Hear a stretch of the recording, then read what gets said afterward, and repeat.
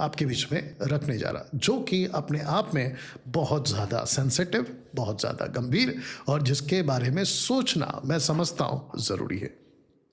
वो है ये वाला, मसीह सताव को चुपचाप सहें या उसका सामना करें।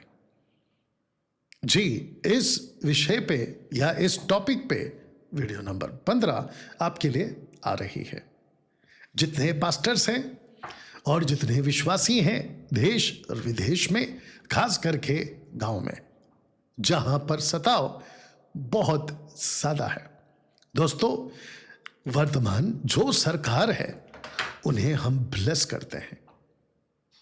वर्तमान जो सरकार के कैबिनेट्स हैं, मंत्रीगण हैं, उन्हें हम ब्लेस करते हैं। मेरे मुंह से इन लोगों के लिए, जितने भी सरकार के पद पर बैठे हैं, सत्ता पर बैठे हैं, उन सबको डैनियल राज प्रभु यीशु के नाम में उन्हें आशीष देता है, ब्लेस करता है। क्योंकि बाइबल हमको यही सिखाती है कि जो पद पर बैठे हैं उनके लिए प्रार्थना करो, तो मैं उन्हें ब्लेस कहता हूं।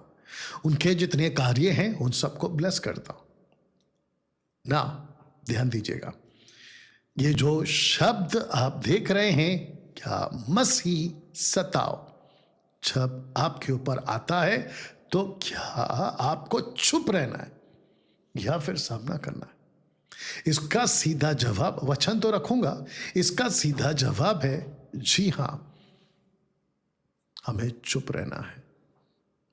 हमें किसी प्रकार का कोई नारा, किसी भी व्यक्ति विशेष को, उसका शब्द को, यानी कि उसके नाम के शब्द को लेकर उसको ऐसा नहीं कहना है मुर्दाबाद, बल्कि हमको वचन कहता है उन्हें ब्लेस करो, उन्हें आशीष दो। अब वचन पहले पढ़ते हैं, उसके बाद आप लोगों से बातें करते हैं। आधा वीडियो देखकर किसी नतीजे पर मत आइए। भारत में, भारत के किसी भी कोने में और भारत के बाहर किसी भी विश्व में, कंट्रीज में, जहां सताव होता है, उसको लेकर डैनियल राज दुखी है, चिंतित है। और साथ ही साथ मसीह मंथन बैठक की जब जब रात की प्रार्थना, उपवास की प्रार्थना, मेरी व्यक्तिगत प्रार्थना जब भी होती है, इन विषयों पर प्रार्थना होती है। बट हम जानते हैं, क्योंकि हम खरी शिक्षा वाले हैं, हम जानते हैं कि वचन इस विषय पे क्या कहता है। उसके बाद हम बात जब प्रभु से करते हैं, इन बुद्धों को जब रखते हैं, तो हम वचन के आधार पे रखते हैं। और मैं समझता हूं कि ऐसा ही होना चाहिए। अर्ली चर्च पतरस के बाद से 34 AD के बाद से जब जब जहां जहां सुसमाचार फैला है, उसके साथ सताव शब्द भी आया है। आप सुसमाचार की सेवा को और विरोधियों के सताव को आप अलग नहीं कर सकते। ये साथ में चलेगा, वचन आधारित, ये साथ में चलेगा। सुसमाचार की सेवा और विरोधियों का सताव, ये सिक्के के दो पहलू हैं। ऐसी कभी कोई मिनिस्ट्री कभी किसी ने नहीं की, अर्ली चर्च से लेके 21st सेंचुरी के चर्च तक में, कि जो ये कह दे कि मैं सेवा तो करना चाहता हूं लेकिन मुझे सताव नहीं चाहिए। ऐसी कोई सेवा नहीं है। यीशु ने बड़े साफ शब्दों में कहा कि जब मुझ गीले को नहीं छोड़ा तो तुम सूखे के साथ क्या करेंगे। हमको यह समझना बहुत जरूरी है। सताव आएगा, इसको आपको समझना है ना। दोस्तों, एक वचन पढ़ते हैं कि लूका की किताब, उसका 6वां अध्याय वचन 22 को, लूक चैप्टर 6 वर्स 27 को आपके बीच में पहला पढ़ देता हूं। कि लिखा है, पहला ही लाइन कहता है कि धन्य हो तुम, ब्लेसेड यू आर। धन्य हो तुम किसको कहता है? जब मनुष्य के पुत्र यानी यीशु मसीह, प्रभु यीशु मसीह के कारण, जब मनुष्य के पुत्र के कारण लोग, ये कौन से लोग हैं? ये कोई भी लोग हो सकते हैं। जब लोग तुमसे बैर करें तो बैर करेंगे किसके कारण? मनुष्य के पुत्र के कारण। और तुम्हें निकाल देंगे और तुम्हारी निंदा करेंगे और तुम्हारा बुरा नाम जानकर काट देंगे। ऐसी बातों को यीशु फर्स्ट लाइन में कहता है कि तुम धन्य हो।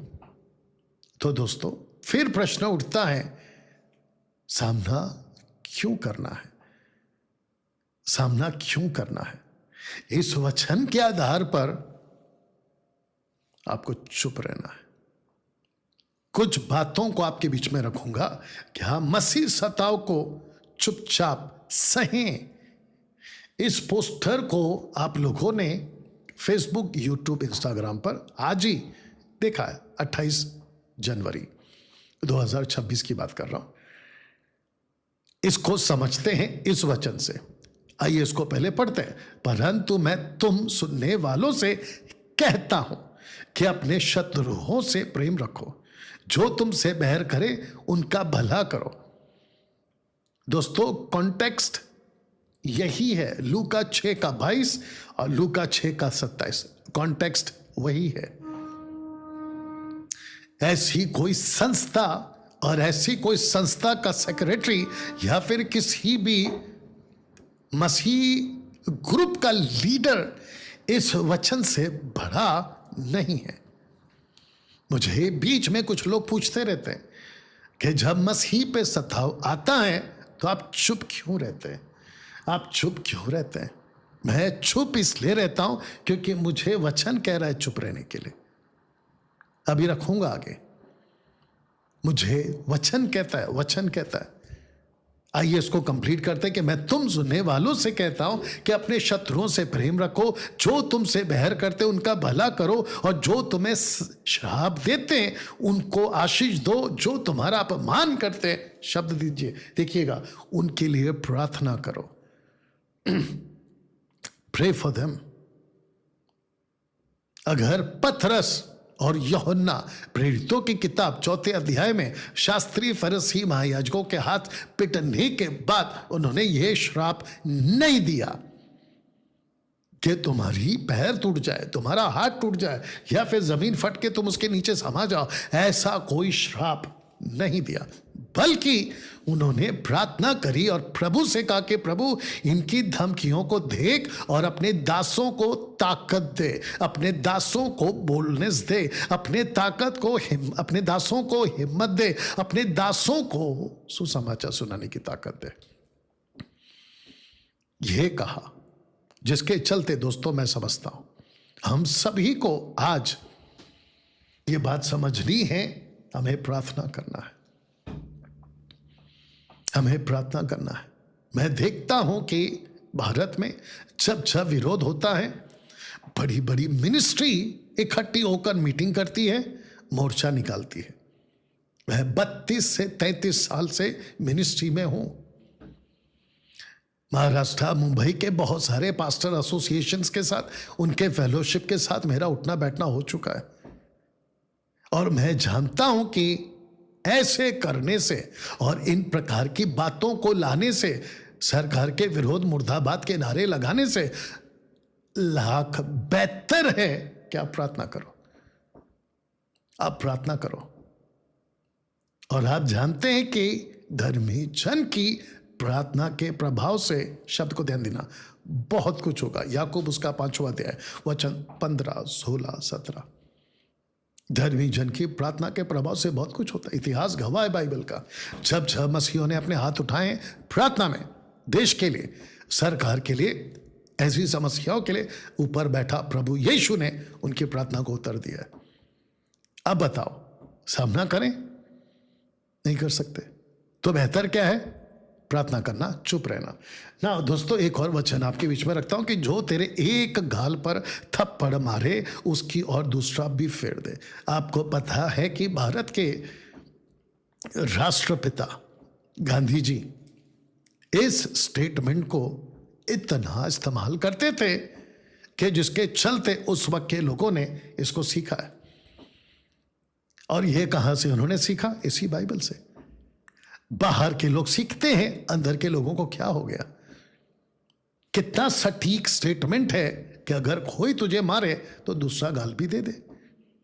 मिनिस्ट्री किसकी है? प्रभु की। यीशु ने क्या कहा? मत्ती 16 अध्याय वचन 17, 18, 19 में उसने कहा कि मैं अपनी कलीसिया बनाऊंगा। तो बिल्डर कौन है चर्च का बनाने वाला? प्रभु यीशु है, आप तो नहीं है ना। तो फिर आप अपने हाथ में पूरा का पूरा सिस्टम का अधिकार लेके आप चर्च को कैसे चला सकते हैं और प्रभु के खिलाफ।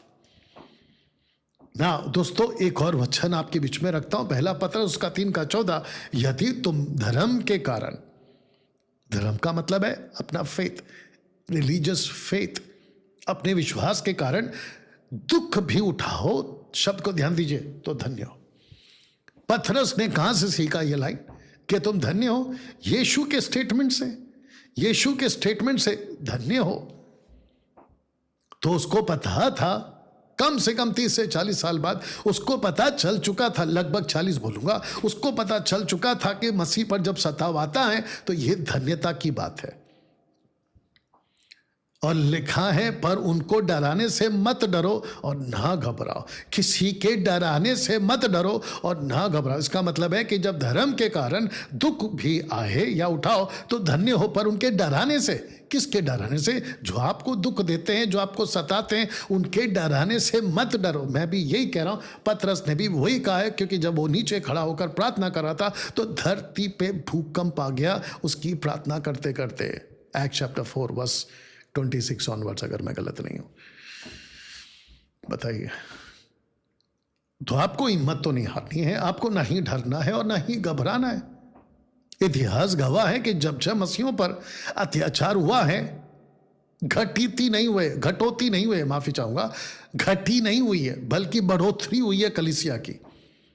और यह सिस्टम है, और आप सिस्टम के बाहर जाकर आप कैसे कर सकते हैं? एग्जाम्पल दे देता हूं छोटा सा, आपको बता दूं, अगर पौलुस एक्ट चैप्टर 8 में स्टीफन की मृत्यु पर और सबको मार मार कर जेल खाने में डाल रहा था, अगर आज की तरह उस वक्त के सेवक होते तो मोर्चा निकालते, उस सरकार के विरोध में मोर्चा निकालते, पौलुस के खिलाफ मोर्चा निकालते, पौलुस को मुर्दाबाद कहते। लेकिन कलीसिया चुप थी, और कलीसिया ने एक ही चीज किया, और कलीसिया प्रार्थना कर रही थी।